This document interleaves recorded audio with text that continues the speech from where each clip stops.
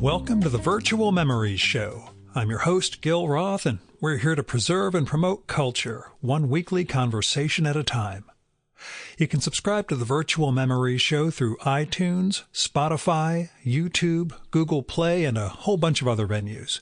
Just visit our sites, chimeraobscura.com/VM or vmspod.com to find more information, along with our RSS feed.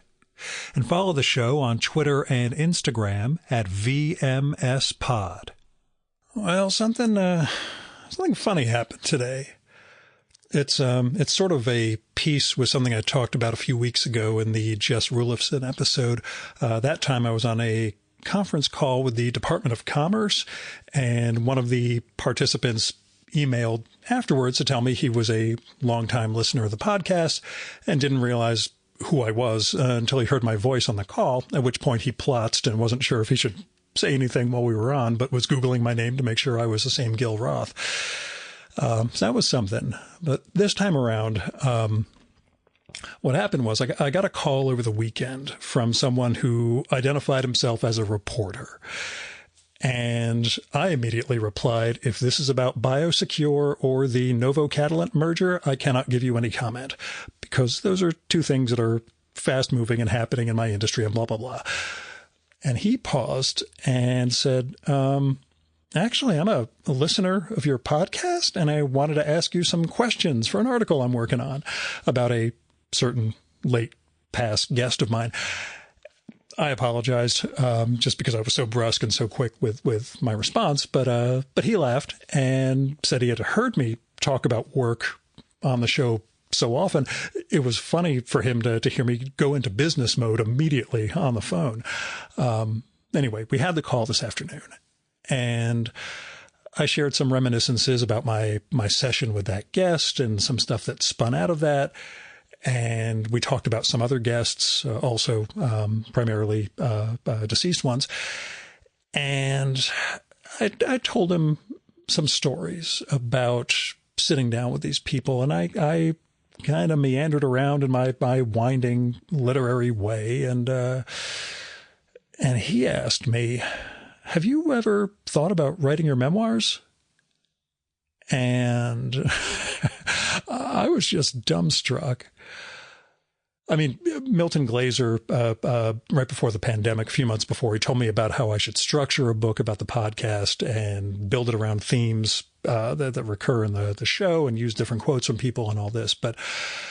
And I do plan on making a book at the end of this year, early next year, from all those Instax photos I've taken during the in-person sessions in 24. But that sort of writing, I think, is going to be different than what this reporter was talking about.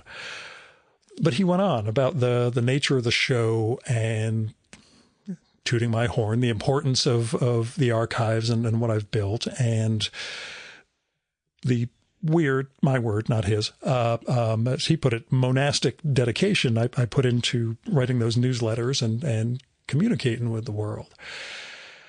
And I told him about this other listener who wrote me a couple of weeks ago as a potential guest too, who told me he is working on an essay after listening to like 80 or so episodes of the show about some of the recurrent themes and me and my interactions with guests and all this. And I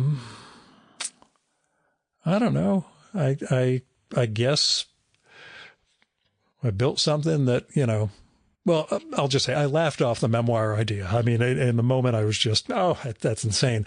And of course, I am now thinking about what I would write if I were to make a book, not about the entirety of my life, but, who I am through the show and what some of those interactions were like and what came of some of these conversations. And I don't know. I'm not thinking too hard about it, but it's just funny what someone else sees from the outside, Anyway, let's get to this week's show. My guest this time he's a hoot. It is Benjamin Dreyer, who recently retired after a long career as managing editor and copy chief at Random House. Benjamin is, well, I'll say he's best known for the book Dreyer's English, An Utterly Correct Guide to Clarity and Style, which came out from Random back in 2019, I think. It is an absolutely wonderful book about, well, how to write well. And, well, Dreyer's English, which we're going to call DE from now on, it's a style manual with style. Benjamin tells us his rules for punctuation, grammar, and the like, and does it all without being school marmish, but really gets across sort of the style book that he built at Random House. And he does it with enough authority and examples that you get why something should be done the way he recommends, while he still gives room for some leeway in some things. He is very much a stickler, rightfully so. But it's a joyous book, DE. The joy at good writing just permeates the entire work, and his cattiness over some bad examples, it's funny as all get out. We talk about the tone that he strikes throughout the writing of this book. It is a wonder and a fun book to read. You could say, why would anybody want to read a style manual of English? But this one is worth it. It is, well, it'll educate you. It'll get you writing better. It'll get you thinking about things on a sentence level and a word level, in ways that'll just make you a better writer, which in my world makes you a better human being. Anyway, I love diving into DE periodically, and well, I was glad Benjamin gave me a hardcover of it when we recorded, so that way I can now keep one upstairs and another one at my desk. So if you haven't read Dreyer's English yet, trust me, go get it. No matter how good you think your writing is, it'll be improved by diving into this book. Now, I have dug Benjamin's online presence for years, first on Twitter and now on Blue Sky. And recently we connected when he posted a link to Pope Francis's letter on why the clergy and other church figures should read literary fiction. I reposted that. I wrote about that in the newsletter. I thanked Benjamin for posting it. And we ended up striking up a little correspondence via DM. And I said, we ought to record a conversation sometime, maybe this fall, this winter. And he said he was moving away from New York in a couple of weeks, so we only had a little while to prepare. So we took the plunge, and here we are. There's not much more to say. The only caveat is we recorded in Benjamin's apartment. There were some police sirens, motorcycles, general New York noise. Oh, and his air conditioning was on next to us the whole time. It was necessary. So I sampled that out, and that leaves some audio artifacts, but you'll deal with it because it's a fun conversation. Now, here's Benjamin's bio. Benjamin Dreyer, author of the New York Times bestseller Dreyer's English, is the retired managing editor and copy chief of the Random House division of Penguin Random House. Benjamin began his publishing career as a freelance proofreader and copy editor. In 1993, he became a production editor at Random House, overseeing books by writers including Michael Chabon, Edmund Morris, Susan Laurie Parks, Michael Pollan, Peter Straub, and Calvin Trillin. He has copy-edited books by authors including E.L. Doctorow, David Ebershoff, Frank Rich, and Elizabeth Strout, as well as Let Me Tell You, a volume of previously uncollected work by Shirley Jackson. A graduate of Northwestern University, he lives in New York City for another week or two. And now, the Virtual Memories conversation with Benjamin Dreyer.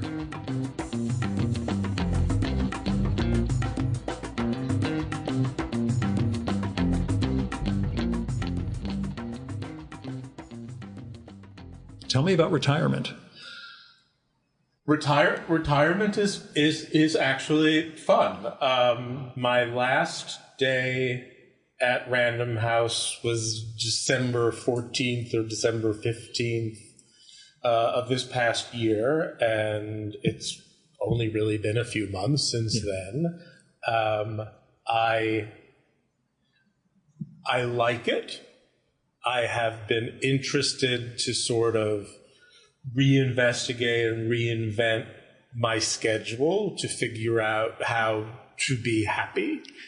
Part of it I knew was that after 30 years, I very much wanted to be able to, to chill out a little bit. I don't know what you mean by that. I had certainly earned it. Yeah.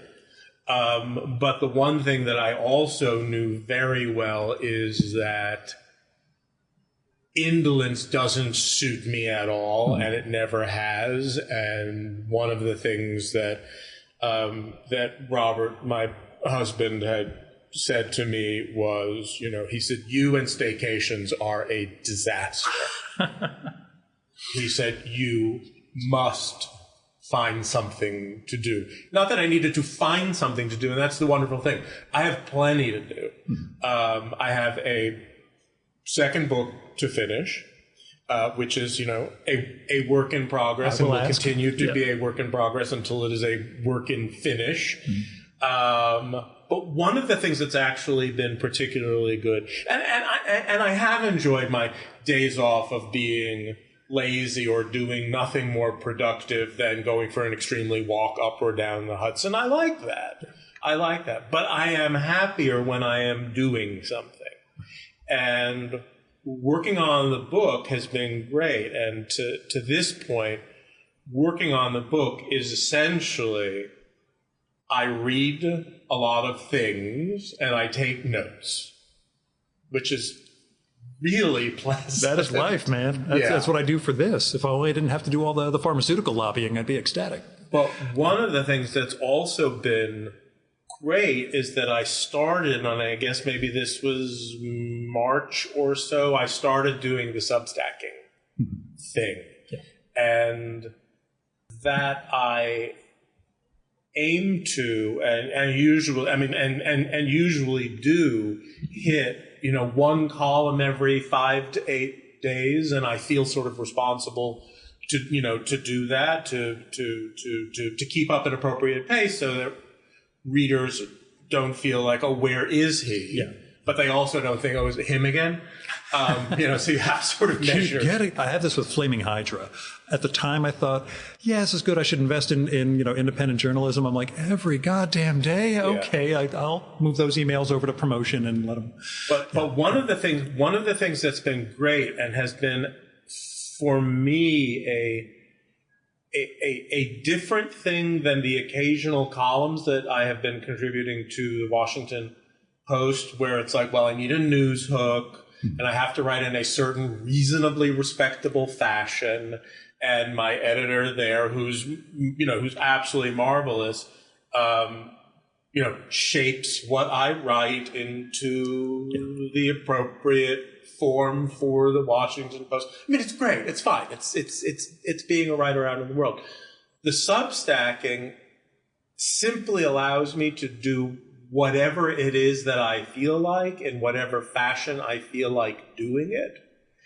And I'm not saying that it's zero stakes. I mean, anytime I'm putting something out for people to read, I want it to be really good.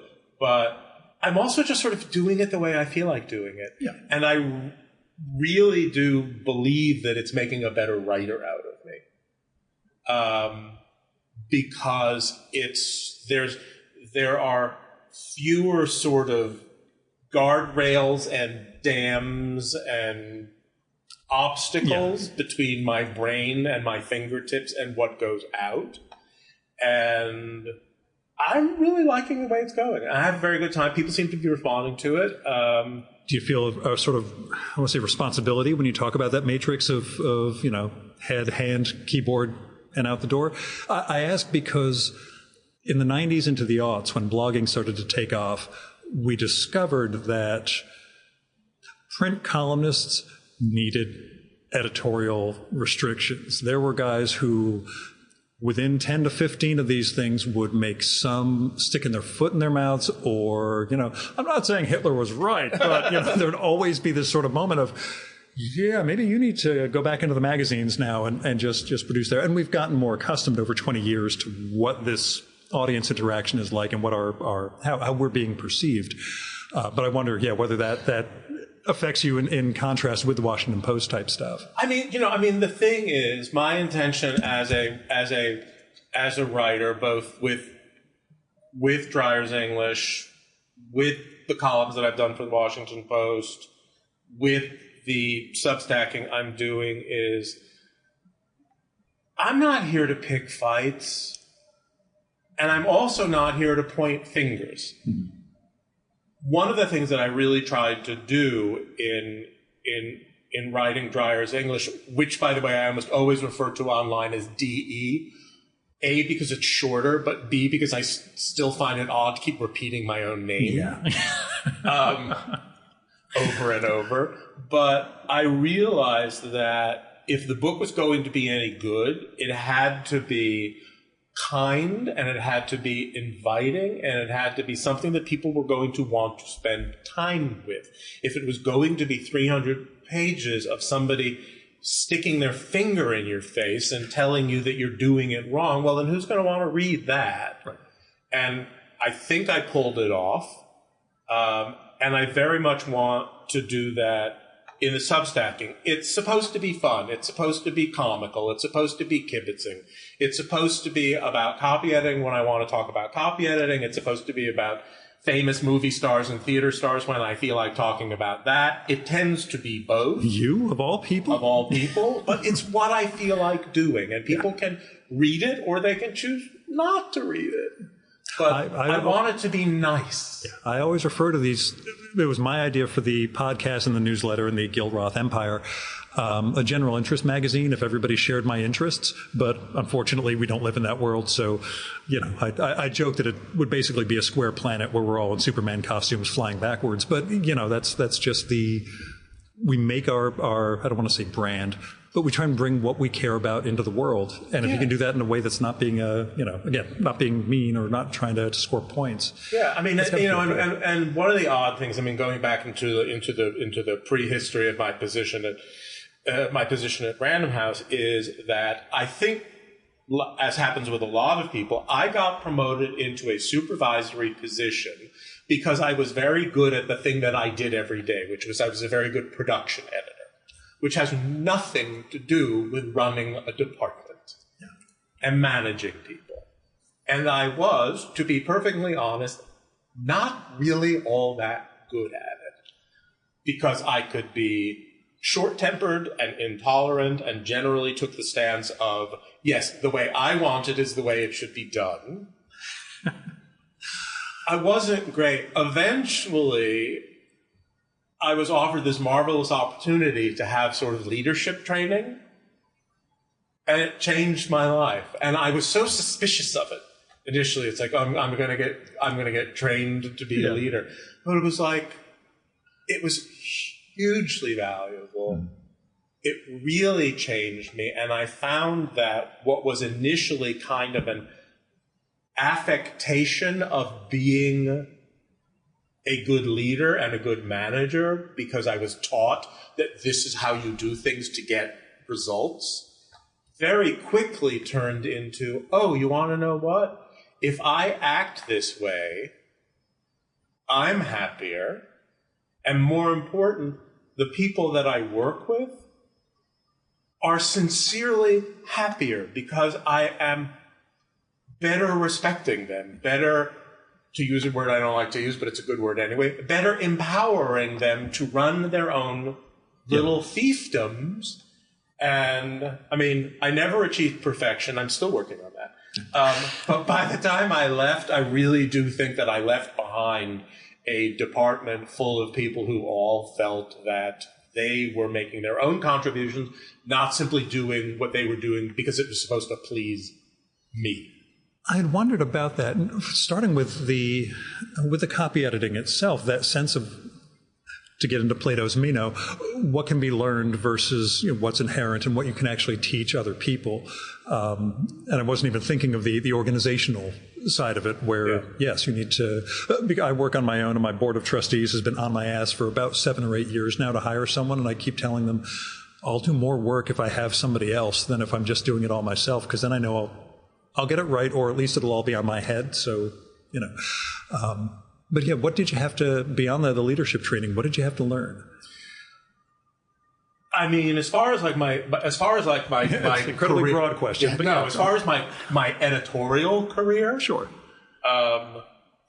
which started back in the early 90s when I was sort of at a loss as to what it was that I wanted to do next. I had sort of done the restaurant business as far as I thought I could stand to do the restaurant business. I mean, I've been waiting on tables for, well over a decade. It was fun. It was great. I loved waiting on tables. Very good at it. Liked the cash. But at a certain point, it was like, you really need to grow up. And I had a writer friend who commended me to the person at his publishing house, his production editor, the person who did what I eventually started to do at Random House, which was supervising copy editors and proofreaders. And she took a chance on me. And what happened was that I had a knack for proofreading. I had a knack for finding errors. I had a knack for prose. I had a good ear, but I didn't know anything. I had been rather rudimentarily educated in the English language. I didn't know the names of anything. So I had to learn all that stuff, which I proceeded to do, and then, of course, ultimately proceeded to let it all go. I was going to ask whether what you already had in your head was enough. The learning was just to justify it to somebody else. Also because it's like, these things have names. Yeah. And I don't need to use the jargon when I'm copy editing, but it is good to know what it is that you're doing. Sure. But one of the things that it did take me some time to learn, particularly as a copy editor, which is a very, sort of intimate thing where you are really like rolling up your sleeves and getting into somebody else's manuscript and their words and deciding how and whether and in what fashion you are going to try to assist them and to help shape it, is perhaps because I started out so uneducated / self-taught, that kind of insecurity bred in me a great sort of stiffness. Over respect of the text itself? Yes. Okay. Things are right. Yes. And things are wrong. Oh, okay. I thought you meant, they know what they're doing, and okay, you went into it with a very fixed idea of I know what I'm doing. It was the other way. Gotcha. I know what I'm doing. Yeah. And it took me a while, happily not too much of a while, but it took me a while to really learn that what good copy editing is about is to a great extent listening, and trying to pay attention to what it is that the writer is doing, trying to figure out infer the writer's intentions so that you can then, as a copy editor, enhance what they're doing, not reshape it. It is one of the pieces of advice that I always give, to anybody who's taking up the copy editing life, which is whenever you get your hands on a new manuscript, read the first 30 or 40 pages with your hands very much behind your back, except when you're turning the pages. Don't start first paragraph, this is what I have to fix. Right. It's like, why don't you figure out what the writer is doing first before you decide what it is that you're doing? And it works out better that way. When did you notice what you were learning impacting the rest of your life? I hate the fact that I just used impacting. Affecting your life. Because again, my day job, I'm trapped in business. I'll say because this turned out to be incredibly beneficial when I started, having to do public speaking and FDA events and things like that. And I realized, Gil, doesn't matter how nervous you are, it's just a microphone in front of you. You do this with a podcast every week. So were there moments where that learning to listen affected your non? I mean, the thing is, somehow the learning to listen that I was getting very good at as a copy editor was not actually translating. That's what I wondered. Yeah. Into my business life. That was a separate realization, or personal life, even. Yes, whether that's a. Well, I mean, it is one of the things. I mean, Robert has reported to me, particularly in the aftermath of that leadership training, that it made a much nicer person out of me. How long have you guys been together? How long have we been together? Don't tell me 17 years. Good gosh. Good gosh. It's nice. Yeah. It's nice. But the one thing, and I do like to tell this story every now and then because it is my favorite thing that Robert has ever said about me to me. He did once say, "You're nice. Not as nice as you think you are, but nice." And that is a sign of someone who knows you inside and out. Exactly. So yeah, that sense of the skills through work, impacting the rest of life.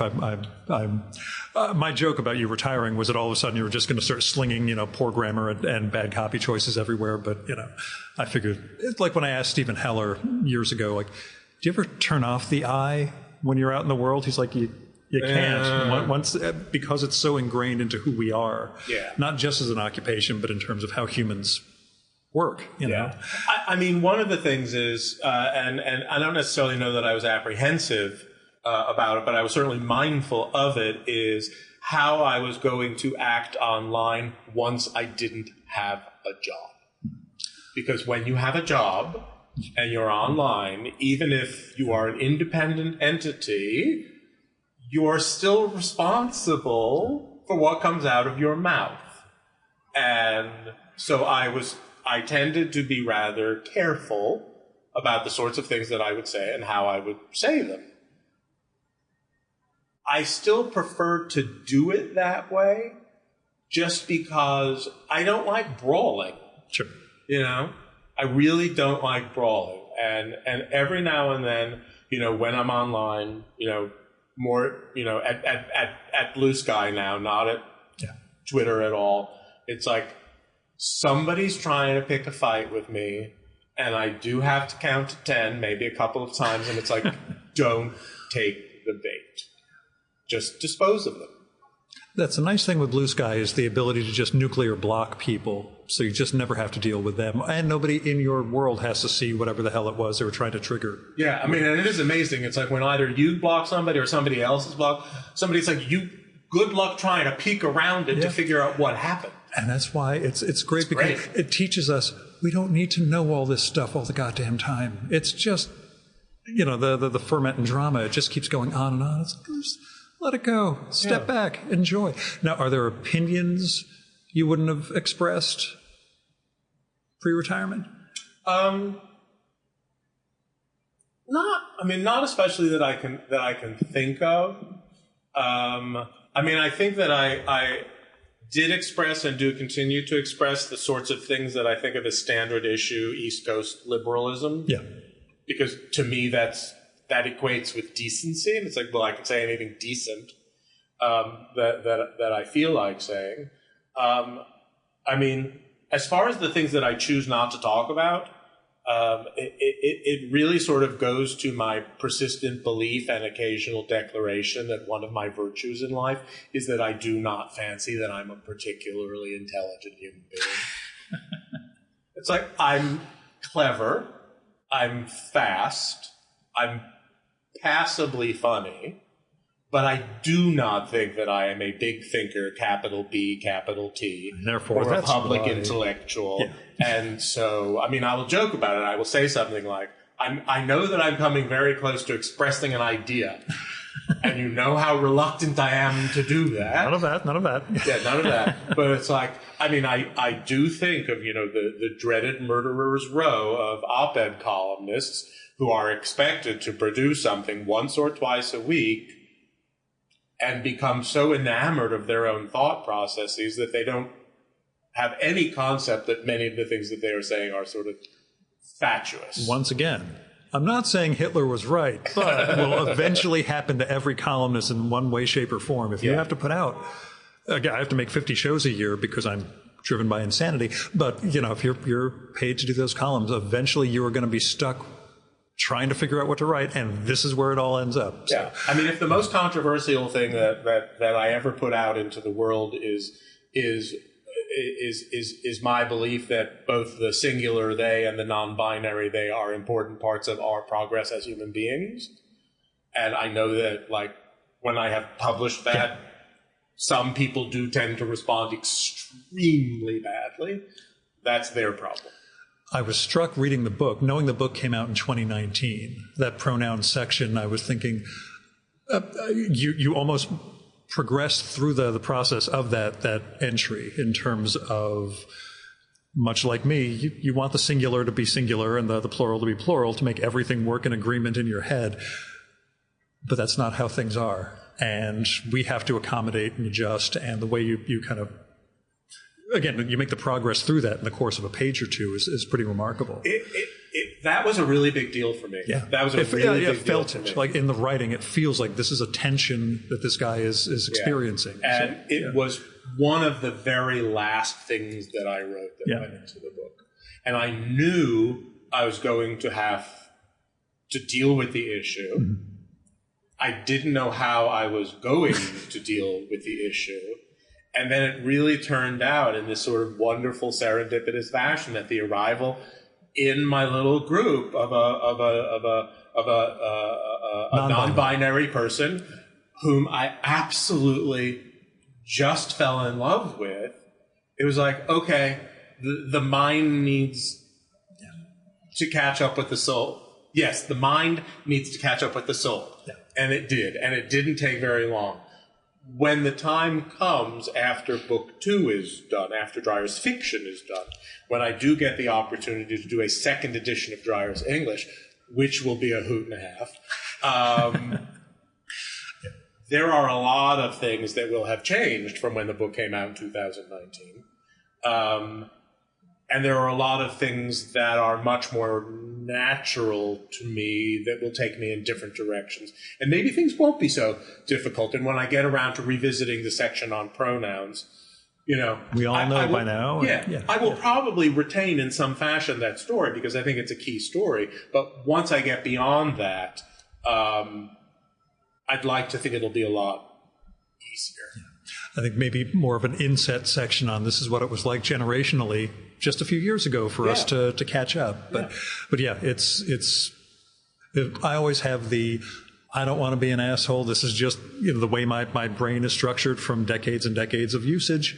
But I'm going to I try not to be that guy. I'm going to try and do this as deliberately as I can. If it slips out the wrong way, that I don't mean it, as an insult or a way of dead pronouncing somebody. Yeah, and it is one of the things that I have said repeatedly on the subject, both of the plain vanilla, singular they. A student should be able to study whatever they want because that's easier than saying he or she, that. And then, of course, also the non-binary they. And yes, of course, you don't want to dead pronoun somebody. Yeah. But some people do, and we're not those people, and it's a way of.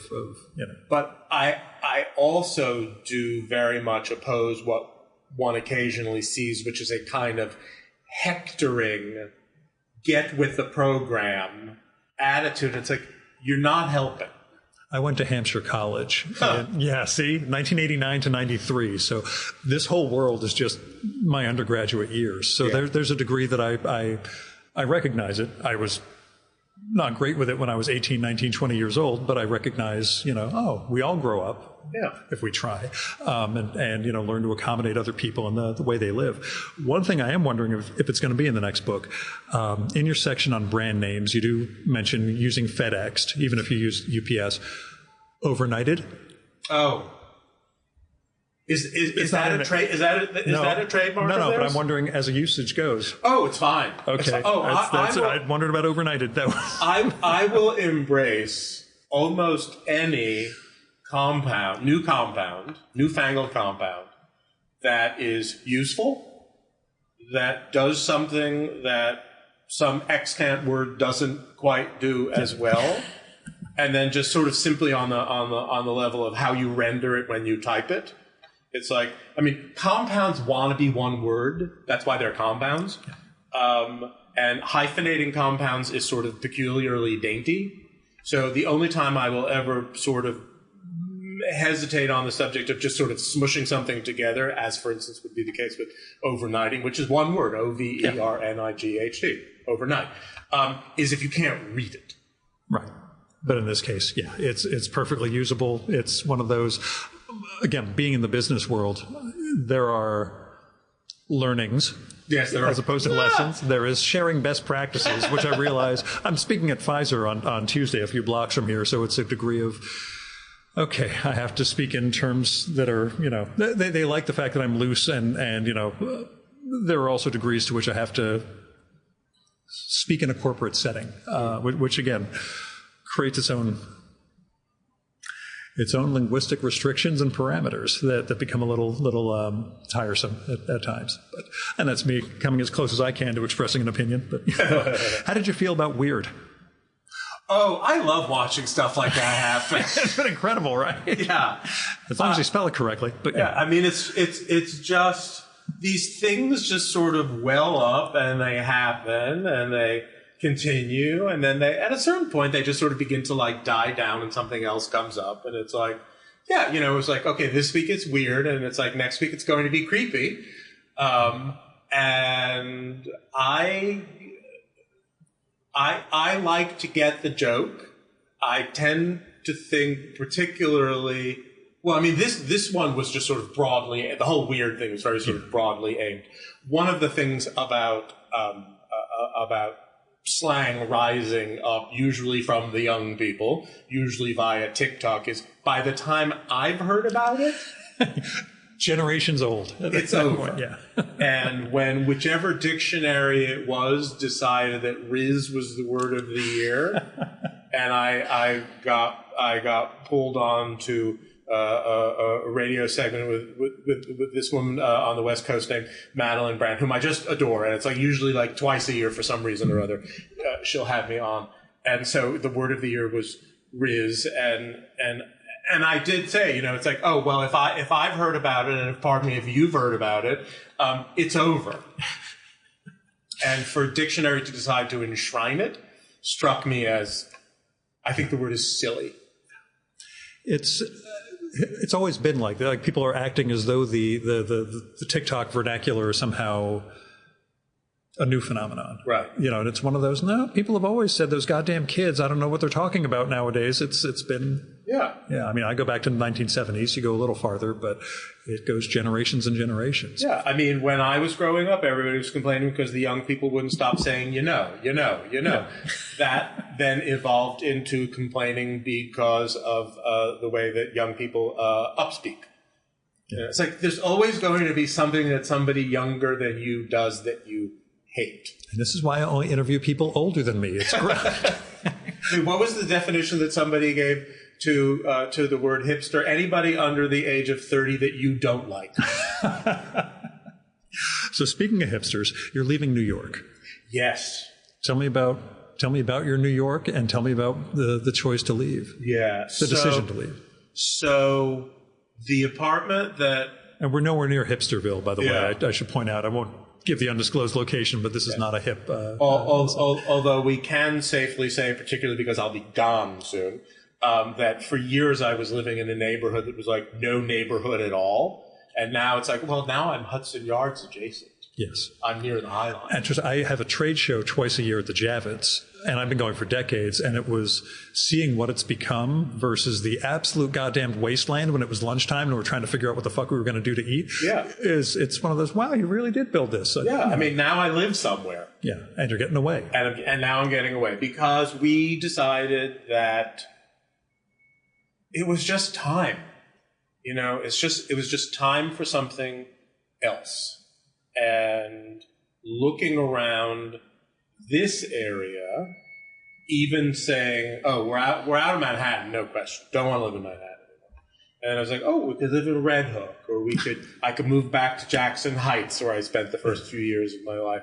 And the thing is, none of it was presenting itself as particularly attractive, and none of it was presenting itself as particularly affordable. Sure. And so Robert took on the responsibility of commencing the search, perhaps not surprisingly, given that he's from Orange County. He got his eyes on California.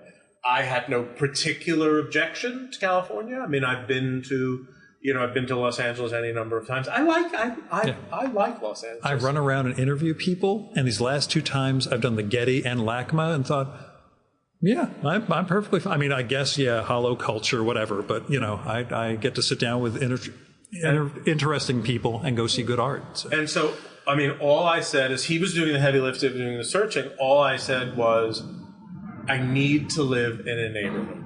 I do not wish to be card dependent.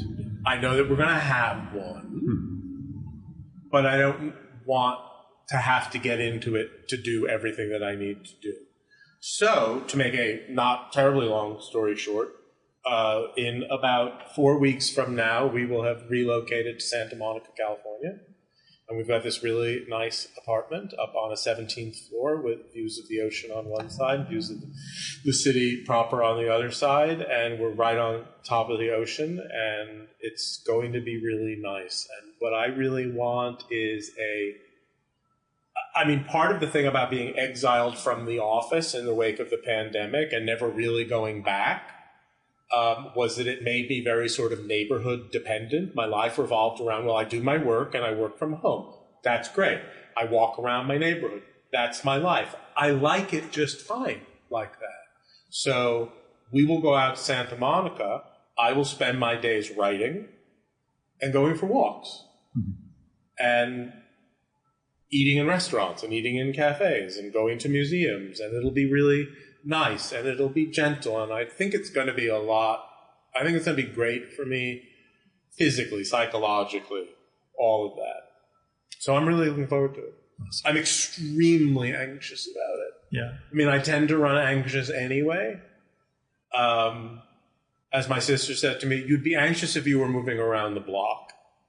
I have to move my stuff. Everything has to go somewhere. I got to trust somebody to be there. I will be really happy once we're there.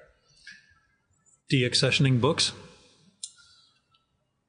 I have no idea what space you're moving into. Yeah. Whether there's I will go through this entire collection very carefully. I will not make the mistake that I made when I moved from Chicago back to New York in the late 80s of jettisoning far too much of my book collection and deeply regretting for years that I had a whole chunk of library that was gone that I didn't value enough to bring with me. So there's plenty of room for my books, as Robert has said. Prioritizing your books, they're you. Yeah. It was the thing that my mother used to say about her books. They're my friends. And I will go through everything here. And there are certain books that I have already, things that I have had since I was in college, to which I said, thank you. I thank you for being in my life. Goodbye. And I took them downstairs to the table where I knew that people would pick them up. And of course, they all go away very quickly. But at any point when I am going through something and thinking, if you let this one go, you will be sorry. It's like, then it goes with me. Yeah. It's just, we don't know. No, yeah. We've all had those ones that we thought we didn't need, and then years later it's... Yeah. I shot about 50 books just with my phone, just books that arrived in my life at the right time. Not necessarily my favorite books, but ones that mattered. And I've been posting those secretly. They're Instagram stories with no commentary whatsoever, and there's a website where I've been hiding them. And there were books that I know I'm never going to read again, but they're still on my shelf because I know they mattered to me in 1992, and I can't give up this copy of X, Y, or Z. Well, that's exactly it. There are any number of books right here that I have not touched in decades. I read them. I put them on the shelf. I wanted to keep them for whatever reason then. Why am I going to take them to California? Because the experience of reading them when I read them meant something to me, and it was about that time. And so they mean something, and I like them. So they will come with me. There are books that, of course, on the other hand, then there are books for which I realize I have no particular sentimental attachment. And they can go. It's like they serve their purpose, and they can go. semi-adjacent to that. Yeah. We all have the don't meet your idols moments in our lives. Have you had a don't copy edit your idols experience? No. I've been really lucky in that. I mean, I have served as the production editor, the supervisory person, not the actual hands-on copy editor for many more writers than I ever copy edited. I mean, the number of writers that I've copy edited is few. The number of writers that I have copy edited since 1993, when I started at Random House, is, maybe two hands worth tops. But in all those categories, the ones that I have been most excited to work with have all turned out to be just lovely people. That's and that goes back to being able to work with Robert Massey, whose book Nicholas and Alexandra my mother had read when I was maybe 10. And then I'm working with him on his follow-up volume, The Romanovs. And, just a champ, just a gentleman. One of the most exciting things really was being able to work with Peter Straub. Because I remember when Ghost Story was first published, I was still living in Chicago, and I remember reading, I think, a review in the New York Times, and as if I'm remembering this correctly, as Peter reminded me, it wasn't even a particularly favorable review. But I read it, and I was like, I have to have this book, and I literally jogged to the bookstore to get it. So the idea that a number of years later, I actually worked with Peter on a half dozen books, I mean, I was beside myself with joy. So Robert Massey and Peter Straub and my best bud Rupert Holmes. I mean, I've been really fortunate. I was bummed. I met Straub at there's a literary science fiction and fantasy festival up in Massachusetts every year. And by the time I had enough connection to sit down with him and shoot the breeze, he was just, it's a little too late for me to do interviews now, Gil. I'm a little too far gone. I'm like, I appreciate you telling me that, because, I would love to sit down with you, but, he just felt like this was too late in his life where things were starting to decline. He did not want to be on mic. We'll put it that way. But there's that sense of, those figures that meant so much to you. Where did literature start for you? I know we have reading parents, but... Yeah, I mean, my mother was the reader. My father was not. I know where you're coming from. I do recall at one point asking my mother about the process by which I learned to read, because the one thing that I could be sure of was that by the time I got to kindergarten, I knew how to read already. And I said, how did you teach me to read? And she said, I didn't teach you to read. I sat with you and I read to you, and at a certain point, you started reading.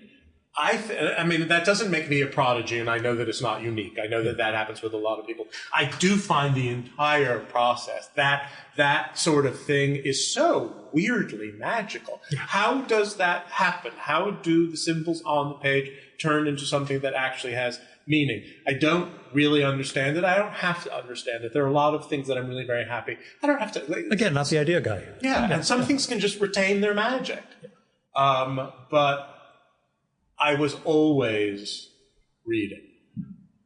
And I've always been fascinated by books. I have always been a great rereader of things. I can remember... Well, it was funny because I remember in my teens, I started to go back and read some of the kids stuff that I hadn't read because I was in such a hurry to read adult books. Right. So I'm in my teens and I'm reading The Borrowers, and I'm reading Dr. Dolittle books, and I'm reading, Carl Sandburg's Rutabaga Tales, because I didn't read those things when they were age appropriate for me, because I was too busy reading Marion Starkey's The Devil in Massachusetts because I was really interested in the Salem witch trials. Which come up repeatedly in Dreyer's English. Yes. I will ask you, you have the Legion of Superheroes collection over there. Were comics part of the... Oh, my gosh, yes. Okay. Well, me too. So recently I asked my brother, because my wife asked me, where we developed any sort of moral code, given that my brother and I were largely raised by wolves. And he said Stan Lee, Chris Claremont, and Roy Thomas were pretty much our moral guides when we were growing up, Gil. So, well, now the thing is, I was exclusively a DC kid. Yeah. Superman, Superboy, Jimmy Olsen, Lois Lane, Legion of 60s, Superheroes. you're good. 70s, the malaise hits. So. Before there were like 50 universes containing 50 Superman. I don't know. But I would dip my eyes occasionally into Marvel comics, and they did not appeal to me because they were psychologically complex. Characters were neurotic. And I didn't like that. I liked good and bad. And the only interesting psychology that ever goes on in a DC comic is that somebody is jealous in an extremely petty way of somebody else. Yeah. And it's like, I could deal with that. But they're very shiny, you know, and it's like everybody's really easy to figure out. And the thing is, so of course I had all those comics, and speaking of things that I will not be throwing out when we move, I remember in my 20s going on a mission of rebuying the comic books that I had when I was a kid that had vanished over time, either because they'd fallen apart or because, you know, it's like my parents weren't going to keep moving my comic books from place to place. It's always the parents who, you know, he doesn't want these anymore. But the great thing was buying certain comics and realizing that I must have read them so many times when I was a kid because I had them memorized. Yeah. You know, it was like rereading... Even know where the ad breaks are going to be at the bottom of the page. Rereading the super sacrifice of the Legionnaires, the one with Lightning Lad, you know, dies. It was like, I know every panel of this comic book. I think at Adventure Comics number 362 or something like that. I've got that embedded in my goddamn brain, too. Yeah. We had all those. My father would come back from ham radio festivals with the stripped comics where they didn't have the covers. So that's where we got our 60s stuff from. And then my brother and I, 1968, 71, you know, we're buying the Fantastic Four, X-Men, et cetera, as we were little kids. At a time that those were not exactly appropriate, they kind of veered into mature territory when I was about 8 or 9 years old in a way that probably warped my development. But, you know, I came out all right, or so I like to believe. But, you know, the role of those in terms of, you know, reading and becoming who you are. Yeah.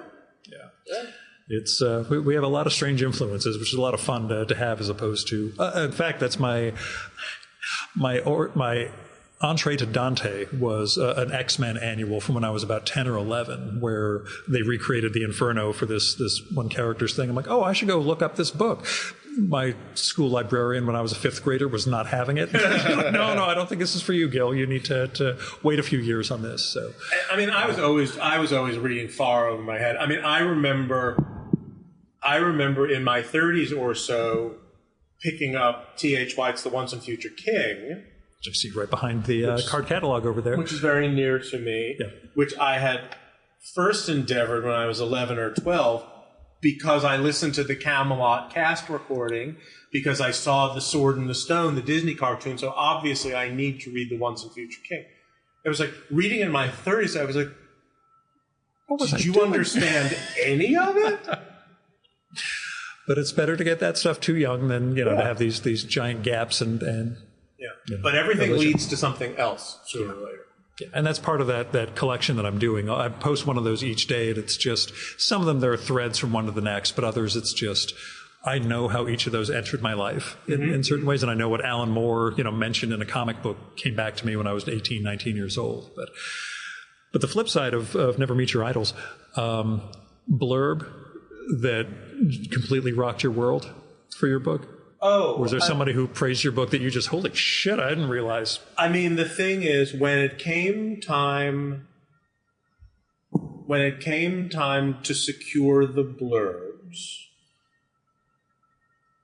I had the conversation with my editor, and he was like, do you want me to do it, or do you want to do it? And I was like, no, I'll do it. I know the people that I want to ask, and and I'll do it because they're people that I know, and I also, because I know what a book jacket looks like, it's like, don't ask 20 people when you can only use 6 blurbs on the back jacket of your book. So I asked the people that I asked, and they each and every single one of them said yes and provided lovely words of praise. And I reached out rather peculiarly, to a very mixed bunch of people that ran the gamut from my best beloved Elizabeth Strout to Mike Chabon and Ayelet Waldman, because I'd worked with Michael on 3 books, including Cavalier and Clay, one of the greater experiences of my life. Yeah. Lyle Lovett, who I'd become friends with, and everybody provided these really lovely blurbs. The 2 that were surprising because they were not solicited was that George Saunders, who I'd met in the office once or twice when we were doing Lincoln and the Bardo, just this lovely fellow, just really nice. And we had a couple of really nice sort of pleasantly superficial chats. And he said something really wonderful about the book to his readership. And we asked him if it was okay to use it on the book. Because when writers say things, they are not tacitly saying, I'm giving you a blurb. That's, a published review is one thing, but somebody's comment on a podcast or in a tweet should not be taken as they're giving you carte blanche to put what they said on your book. But we asked him, and he said yes, and that was really, really nice. And then the other big surprise was the day that 12 people said to me within minutes, like, did you see what Sting said about your book? And I said, did I see what? How many? And Sting was running his Facebook Sting Book of the Month Club, and he liked the book. Yeah. And so he said something nice about it, and I was like, how incredibly cool. Did the success of it surprise you? The far-reachingness, or was it really what you... Tell me, Without sounding egotistical, but without sounding too humble. No. To try to walk back through it in reality, not what I'm retrofitting. Mm-hmm. Did I want the book to be a huge success? Of course. Did I want it to do business like Eats, Shoots, and Leaves? You bet I did. Did I, by the time the book was bound and getting ready to go on sale, truly believe deep in my heart, I wrote it, I like it, it's good, whatever happens, I'm satisfied? Did I really believe that? Yes. Did I continue to have the fantasy that it was going to, do numbers? I sure did. Also, I work in publishing. I was going to say, you have that perspective. You've seen books that are a surefire hit that somehow don't, or vice versa, that are just, we went out the door, and I still remember, it's like, Benjamin, you can talk about some numbers, don't talk about other numbers. It's like, yes, I know. We went out the door with a perfectly pleasant, modest number of books in the first printing. The second printing had been ordered before the book even went on sale because it was starting to take off. And I was very lucky to get a profile in the Times, to get on NPR, to go on Morning Joe, to have a brilliant publicist, and I don't think I've said any names, but I'm going to say the name Melanie DiNardo, because Melanie DiNardo was my publicist at Random House. And as I do like to say, and I mean it, I wrote a perfectly nice book. Melanie was the one who got it out into the world. Yeah. And she made it. Yeah. She made it happen. And I do remember, because it was very exciting. So a book goes on sale on a Tuesday. All books go on sale on Tuesdays. The performance of the first week's sale, insofar as the New York Times bestseller list is concerned, is the following Wednesday. So, which means the book had been on sale for 8 days. I knew that it was doing very well. I seem to recall my publisher at one point just saying, in the most lovely sort of sweet, loving way, it was like, just chill. I don't want you to be hurt. I don't want you to be disappointed. Which is a very parental thing to say, but okay, it was a good thing. And yet I was like, yeah, that's nice that you're saying that. I want to be on that list. And Wednesday afternoon in Random House, everybody gets the email of the list at the same time. I'm sitting there, I'm waiting. It's usually something between 4:30 and 5:30. And I'm waiting, and I'm refreshing, and I'm refreshing, and I'm refreshing. And the list arrives, and I open the email, and I'm on it. Number 9 on the how-to list. The noise that went up, not out of me, the noise that went up on the floor. Wow. Everybody yelling, the phone ringing. It was really nice. It was really nice. Anyway, it made me really happy. The book's done really good business. I got to spend 9 weeks on the New York Times bestseller list, which is like pretty super. It has sold very well. It has reprinted many times. It continues to sell in very nice numbers. The hardcover remains in print 5 years after the book went on sale, which is extremely unusual. The life of a hardcover tends to be no more than 12 months. Yeah. But the reference side of this, and you'd rather have a... It's like the books that people want in their libraries. Yes, I was going to say, there's a thing you want to keep. Yeah, I mean, The Amazing Adventures of Cavalier and Clay is still in print in hardcover. 24 years after it went on sale. We're getting old, man. Because people want it in their library. So that makes me really happy. Yeah, it's done really well. I am hugely gratified. I am hugely grateful, and I always will be. But it does get us to the next book. The next book. What can you tell me without jinxing yourself? No. Yeah, I can do this. Yeah. So when we did the first book, it was like one book contract. Yeah. That was it. It was like we're gonna publish this book. You're gonna write this book. As soon as it came, and I had no intention of ever writing another book. But as soon as the book came out, a number of things sort of started to happen. One, I was kind of liking being an author. Yeah. This is fun. Ooh. It's like people are paying attention to me. This is fun. But also, it was the immediately expressed expectation. It's like, well, now what are we going to do? And I didn't want to put it in those terms, but yeah. Yeah, and it's like, what do you mean, what are we going to do? I wrote it, and it was like, did you think that we're just going to publish this one book and then let you walk away? And I was like, okay. And can I tell this story? Yes, I can tell this story. Having a conversation with my agent, and I said, oh, well, maybe now I'll write that novel that I've always wanted to write. Wouldn't that be fun? And she said to me, look, whatever you want to do, I'm obviously going to represent you because I, treasure you. You're just swell. She's like, but we've established something here, and we should maybe consider building on it.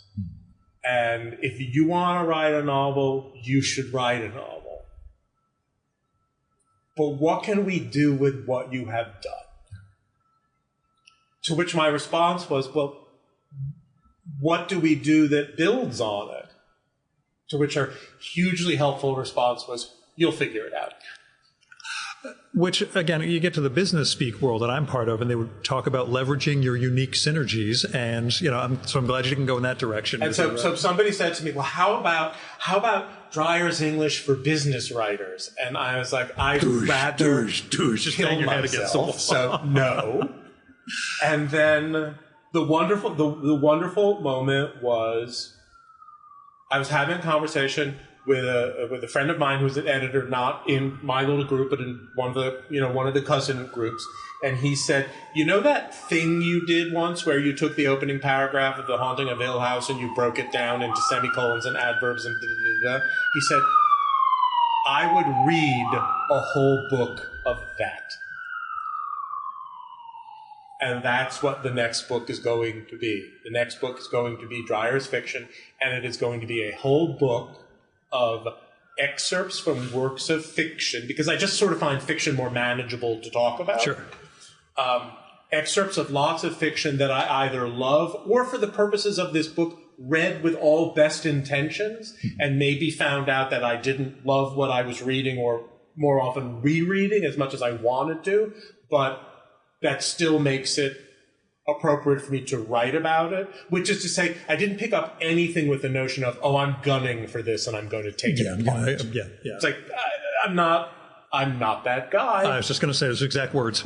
I'm just not that guy, but it will be Shirley Jackson and Edith Wharton and Virginia Woolf and Muriel Spark and Colson Whitehead and Yin Lee and all this stuff that I love and that I want to write about. And the whole purpose is to look at these things as works of prose. The sort of things that I might have worked on, or in a few cases did work on. And what can we learn from these works as readers and as writers? And the reason that, I mean, it's taking a while because A, I used to have a day job, now I don't. B, because I have to do a lot of reading. And I am reading the entirety of the things that I am reading, however tempting it is to just be like, yeah, I can probably get away with the first 10 pages of this. It's like, no, read it. Because maybe there's something that doesn't show up until much later that you didn't even realize. And it's not going to be, because it's not going to be, oh, here's a Woolf chapter, here's a Wharton chapter. It's going to be first sentences, last sentences, scene setting, dialogue, exposition. Everything in the book is going to talk to everything else. So until the day comes where I have decided that I've read enough, I can't write it. I got a lot of notes, and they're really good notes. And the other thing is, I'm particularly pleased, and again, this sort of goes back to what I was talking about with the substacking. The habit of being a writer makes me a better writer. It's like, I'm also becoming a better reader. And I'm finding things where it's like, oh, Benjamin, good insight. Write that down. I think it's going to be fun, and I want it to be fun. And a different type of reading than you were doing professionally. Yes. Like when you're really reading it for that entirety of what it is. Yeah. And it'll be interesting to see how it comes out when I start writing it, because though it will not be as freewheeling and 5 paragraphs with 20 footnotes, which has become my Substack habit. But I mean, I have also said, I mean, one of the sort of the constructs of Dreyer's English is the sea of footnotes on which it rests. And I have to say, at a certain point, I was thinking, well, maybe in Dreyer's fiction, maybe we don't need any footnotes. And I was like, I don't. We'll see. It's where the voice, the counter voice comes out. I mean, for me at this point, trying to write without my digressive footnotes would be like trying to write without the letter T. It's like, why are you doing this to yourself? Yeah. It's like, write the way you write. Yeah. Before we started, we talked about that need for parameters and restrictions on what you're working on. So that to me is something that you'd be crippling yourself in the process. But the idea of writing your own novel, we'll get backed to off on. Get to that. For the moment. We'll get to that. Something that occurred to me, I've interviewed or had conversations with a bunch of translators over the years. Do you recall working with books in translation and what the process is, whether the original author is dead or alive? Like, did you have any? insights? I'll start by saying that one of the things I will not be writing about in Dreyer's fiction is works in I assume that because you were not going to touch something that had already gone through a translated process. If I were truly fluent in French, I might. Yeah, it might be interesting to write about Francis Steegmüller's translation of Madame Bovary, as opposed to what Flaubert wrote in the first place. My French is passable, but it's not that good. Yeah. We, by which I mean Random House, in my last few years, were doing more works in translation than we had done before. And that was something that the people in my department were dealing with, and I wasn't really especially intimate with, who's the power, who's talking to whom. I am presuming that for the most part, the people in my department were talking to the translator only. If anybody needed to talk to the author, that's the translator's job. Yeah. I had a grand total of one experience early on in my production editorial career working on the translation of a Scandinavian, I think maybe it was Swedish novel called April Witch. Look at that. My sole contact was with the translator. So it's this book used to be in Swedish. Now it's not. I found just the process of working with her, a person with great responsibility for how the book was going to come out, but not being its author, but her that's desire what I'm wondering about. To get it to work. Yeah. But I think that's... I'm sure it's fascinating. But I don't really know very much about it. I had wondered, because it doesn't come up at any point in what I've read of yours, and it's just one of those things. To me, the act of translation is, in a sense, copy editing what was there. You're already trying to figure out what the intentions were, what the language is, how it comes into another language. That's sort of stuff I spend my time cogitating on in the shower, because I have a boring life. One thing I do want to thank you for in Dreyer's English is something I actually brought up a month or two ago on a podcast about George Orwell. Grow the economy. Oh. Ever since 1992 with Clinton, that phrasing has irked the hell out of me. So I'm so thankful to see that it's there are things you can grow. The economy is not one of them. That's Yeah, and the thing is, and I do try to remember that whenever I wrinkle my nose at a certain word or a certain term, it's my nose that I'm wrinkling. I'm not wrinkling the nation's nose. No, but in this case, it's nice to have that affirmation. I don't like it. Yeah. It's like, why don't you like it? Because I don't like it. It's just wrong. It's just wrong. Because it sounds bad. I will also say I was reading another book last week for the show, and there was a Savile Row with 2 L's, and my eye just twitched. I mean, this is a career I could have gone into, and it's part of what I was doing in the trade magazine side before I started ascending in that world. But I really do think some of that is inherent to people. There's just that proofreading mind that just we catch things that normal people just let slip by. And speaking of, also in Dreyer's English, you mentioned how you once let genealogy through incorrectly. Are there other mistakes that have burned your ass that it's just... I wish I'd caught, No, the one, and I can't remember whether I tell the story in the book or not, but I have told the story on a number of occasions, but I'm happy to tell it again. Feel free. Rather early on, a book of essays, maybe it was Roger Rosenblatt, who was a Time magazine journalist? Okay. Yeah. Maybe it was... He had a column, and I see him in the Times magazine when I was younger. Let's say it was him. And let's say that I'm working on this book and I'm still pretty junior and I'm still getting my feet wet and I'm still doing the best I can. And let's say that, as I have said, the later that writers hand in anything that's going into a book, the more you are increasing the possibility that something is going to go wrong because the fewer people are going to look at it. Everything that's in the manuscript when it is handed over to be copy edited is going to be looked at by the copy editor, is going to be looked at by the author again, reviewing the copy editing, is going to be looked at, if not maybe every single word of it, but a lot of the words in it by the production editor who's supervising the book. And then at least 2 proofreaders on the first round and 1 proofreader on the next round, and sometimes 2.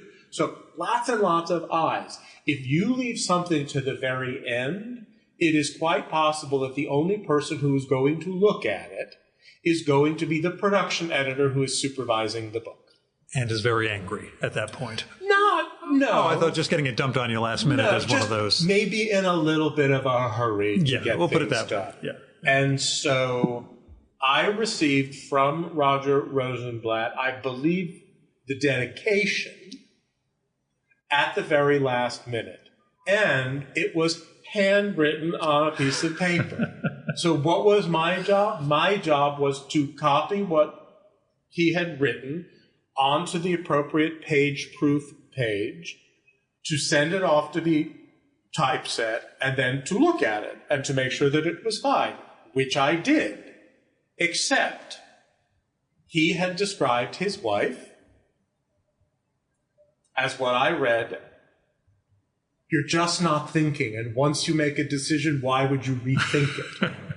She's my most exciting editor. Fine. She's your most exciting editor.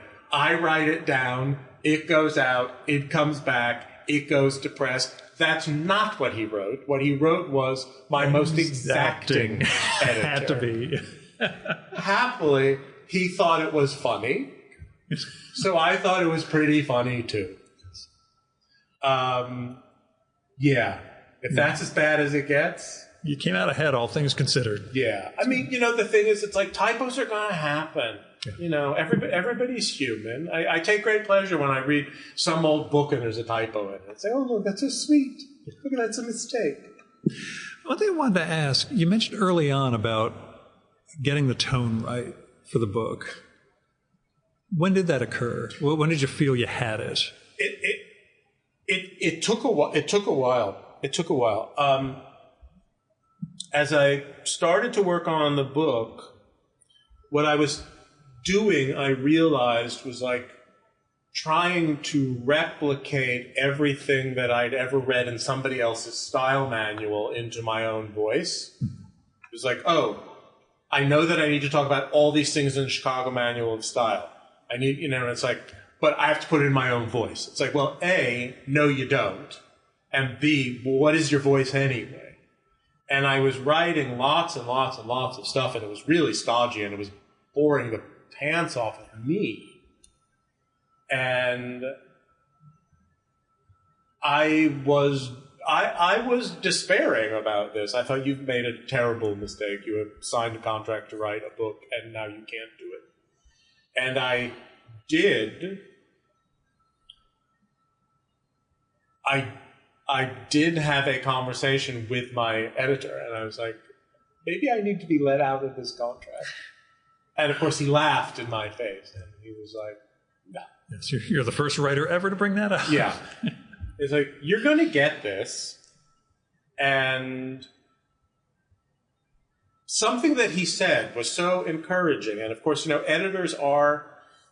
They're your parents, and they're your boss, and they're your psychiatrist, and they're your friend, and they're everything that it takes to get the friggin' book out of you. Something about the way he and I talked that day just sort of made me relax. And I came back to him maybe a week or so later with a chunk of text. And the thing that I realized was that the voice that I had been cultivating on Twitter, because I was on Twitter, this is 2018. Before the Nazi bar. Yes. Yeah. When it was like that tone. Yeah. Genial, joshing, quick, get in, get out. Because, of course, that's the mandate of Twitter. It's like, that's your voice. Figure out how to get that voice onto the page in chunks that are not just 240 characters. And it was like, and it worked. And once I cracked that problem, I mean, I wish I could say, oh yes, and then I just sort of went into a trance, and 2 weeks later I opened my eyes and the book was done. It didn't happen, but it was not an existential nightmare every single day I sat down to write. It was like, sit down, start typing, it will be done when it's done. And then it was, and I mean, I remember when I first started to work on the book, all of my writer friends in the most sort of loving possible way said, you are going to go through every existential crisis on earth, including all the ones that you think you already went through and the ones you don't even know about, including the I have no talent. Why would anybody be even vaguely interested in anything I have to say? You're going to go through all of that. And I did. It is such a nice thing for me now. And maybe even up until the day the first book went on sale, I thought you are about to be exposed as the fraud that you are. I will tell you a story off mic about that. Go on. And happily that didn't happen. Yeah. I'm very grateful that the book was as well received as it was, because it instilled in me a kind of confidence that maybe I might have developed on my own. But every now and then you really just sort of do need to be told by somebody else that what you do is good. Mm-hmm. And that has really relaxed me as a writer. So now it's like, I mean, it used to be that, like, when I was trying to write the first book, there would be nights where I would open up a Word file and leave it open on the computer so that at least the next morning I didn't have to torture myself about opening a Word file. That's how bad. And now it's like, oh, is today Substack day? Boom. Do it. Yeah. And I do it. And an hour and a half, 2 hours later, depending on how long I'm planning on droning on, it's done. And yeah, I go back, I look at it once or twice, make sure it's the way I want it, and then I publish it. But there's no torture anymore. Oh, I mean, just bless it not to be tortured by your own creative process. Someday I hope to discover that, but we'll see. I do want to ask about the onlineiness. My joke way of introducing this is, should parasocial have a hyphen or not? But that sense that people you have never met have a sense of, we'll say, a relationship with you. What's it like? It is most often hugely pleasant. Yeah. I like people that I have never met. They like me. They've never met me. Sometimes I do meet them, and some people that I initially had relationships with online have become my actual, IRL friends. Yeah.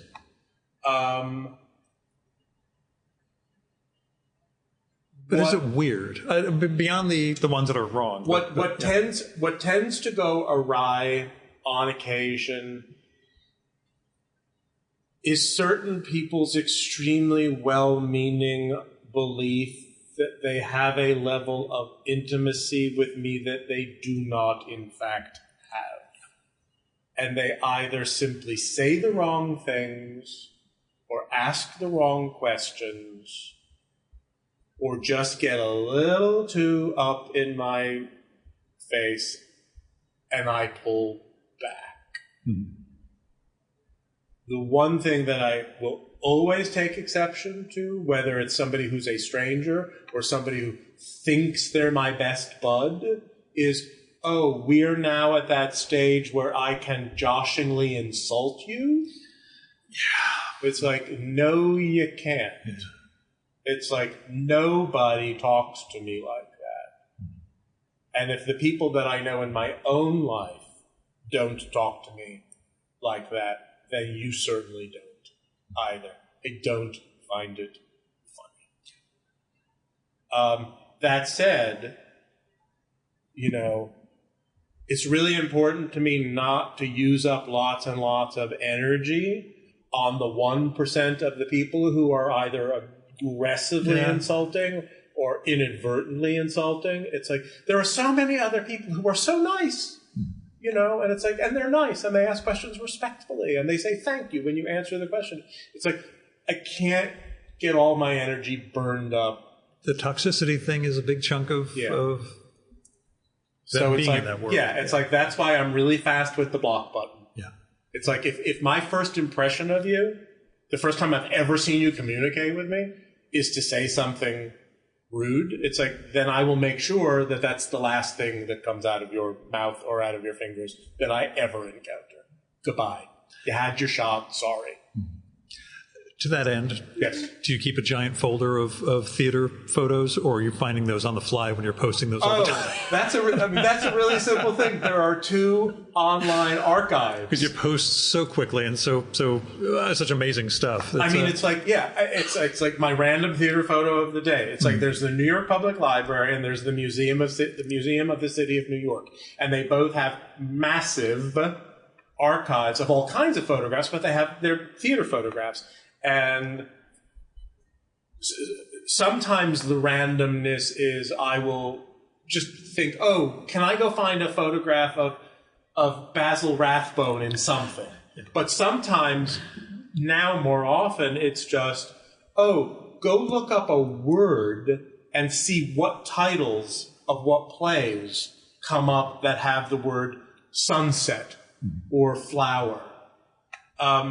So I just do that, and it amuses me. And the thing is, as I said, I mean, it's the reason why it's the reason why I look up birthdays, because I like to celebrate people, sometimes living ones, but sometimes dead ones, and posting these random theater photos of the day. It's like it's a little tiny bit of stimulation to think about something that you might not have otherwise thought of, that might lead to a pleasant thought or a pleasant memory, or somebody might say, oh, I saw that person in blah, blah, blah. And it's fun. And it's always great seeing B.B. Newworth, chime in and I love that. I have not yet met her. I have bought much coffee from her husband, so that's something. But I do like talking to her. I do like talking to her online, because she's interested in the things that I'm interested in, and I'm interested in the things that she's interested in. The best version of that thing that ever happened to me was back over on Twitter. I had somehow become pals with Mitzi Gaynor, who, if your audience doesn't necessarily recognize the name immediately, aside from her many television specials in which she was always beautifully gowned by Bob Mackie, she's Nellie Forbush in the film of South Pacific. And I just love her. I've always loved her. And so I duly followed her, and at some point she followed me back. So it was like, I'd say something and she'd say something back. And it was super fun. And one day, I don't remember what it was that had brought it up in my head, I posted a picture of a comedian from the 1920s, 1930s, 1940s by the name of Bobby Clark. Bobby Clark was mostly forgotten, which comes from not having a film career, but he had his persona, and he had his costume, and he had his thing where he had eyeglasses drawn on his face. Yeah. So he had this collective shtick. And he was a really big deal in his era. And I just said out loud with a picture of Bobby Clark, and I was like, does anybody even know who Bobby Clark is anymore? And 2 seconds later, Mitzi pops up to say, well, I do. And she posts the program of a musical that she did with him on the West Coast when she was like maybe 18 years old. Well, I do. Yeah. There's a whole story I'll fill you in on after this of what it meant to be the second most best-known comedian in the world 100 years ago, and how little that matters, which puts all of what we do in perspective in its own way. I guess I'll leave you with the big question, which I know you haven't listened to the show before, so I worry about this one, but what are you reading? Oh, what am I reading? Right now, I'm reading Edgar Allan Poe's The Narrative of Arthur Gordon Pym. Did you spell that middle name correctly? Yes. Just kidding. Gotta spell Allen correctly. I'm making my way through that. My attention is beginning to flag, so I really actually, because I do want to write about it. It takes work, that one. It does. Yeah. But also I want to use it to be able to write about Matt Johnson's novel Pym, which I love very much. But they're twins, so I really need to read the Poe first. So I just need to sort of like do it. So I'll get through that. everything that I am reading right now is fodder for the book. I assume it's for the book, yeah. If it is a work of fiction, which means that I do need to reserve for myself the ability to read something that I am not eager to take a note on. Mm-hmm.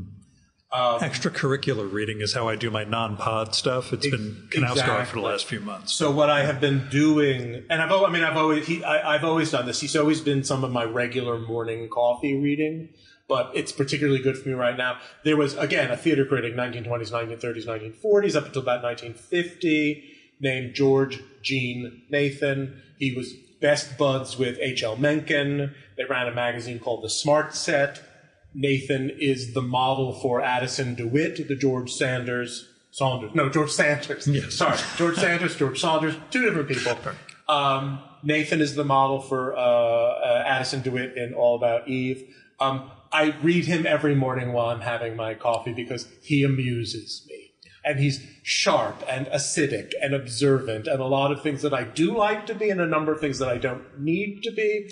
But I find him very stimulating. So he's what I read every morning. And before this project, were you reading more contemporary work, or what was your reading habit like before you discovered this? My reading habit was, and again, and there was work too. Well, except that was the thing. 95% of what I was reading was I would wait until one of our books got as far as Bound Galleys, because I didn't need to interfere with the copy editing process. There was certainly no reason for me to read raw manuscript. It's like, that's why we have copy editors. I'm not copy editing this manuscript. But I would then wait until the book was in Bound Galleys, which is to say that first bound-up version of the first typeset pages, and try to read at least 25 or 35 pages of almost everything we publish as my own just sort of little personal quality control. Sure.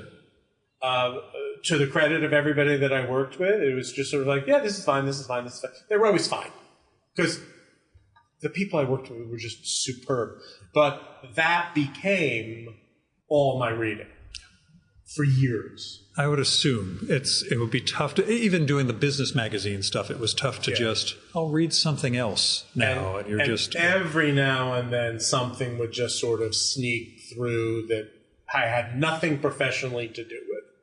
And it was like, preferably fiction, preferably not very long, preferably funny. Yeah. And I would read a whole book that I had no vested interest in other than that I wanted to read it. I guess maybe one of these days I'll get that life back. I figure at that point, Dreyer's fiction will be out. I will make the trek to Santa Monica, and we will sit down again. And, in the meantime, I've got to tell you to get back to work, and you got to start packing soon, I got to start packing. It's been wonderful having you on, Benjamin. I'm glad we got to sit down. Thank you, Gil. Me too. It was great.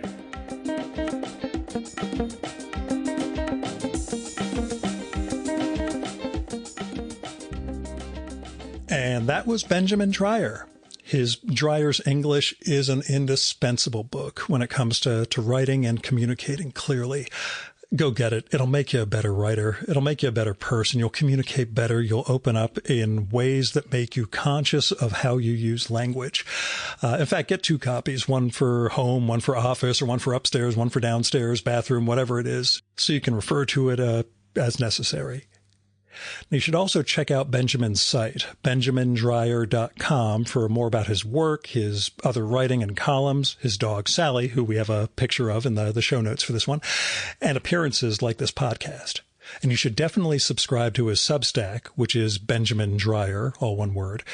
And as social media goes, he's most active on Blue Sky as bcdreyer.bsky.social, but he's also on Instagram as BC Dreyer and on Facebook as Benj Dreyer.